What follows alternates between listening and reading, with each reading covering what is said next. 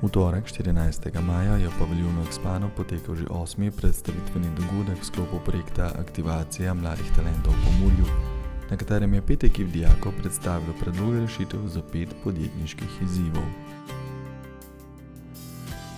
Po uvodnih pozdravih strani gospe Helje Lukač, gospoda Grigorja Črnoge in gospoda magistra Marka Močnika je vodja projekta gospa Marjetka Jakov predstavila potek programa, na kar so sledile prve predstavitve projektnih nalog.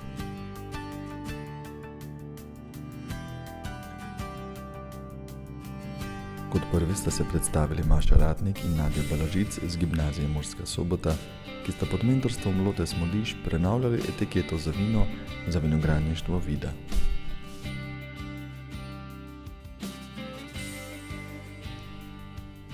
Ekipo z ekonomske šole Murska Sobota so sestavljali Nika Hari, Maša Kutuša, Lara Seredi, Denis Kočar in Tili Makovec, ki so pod mentorstvom Cvetka Gomboc in Nataša Šiplič-Šiftar razvijali koncept trženja storitev inštituta Rehotopija.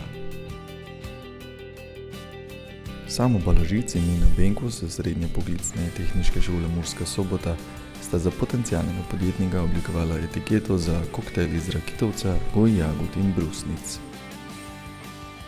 Kot četrti po vrsti so se predstavili Žiga Žekš, Dominik Gönc, Sara Horvat, Vanessa Jezernik in Lena Šijanec z ekonomske šole Murska Sobota, ki so pod mentorstvom magistre Betine Podgajski oblikovali poslovni model izposoje plovila Litore One na Soboškem jezeru.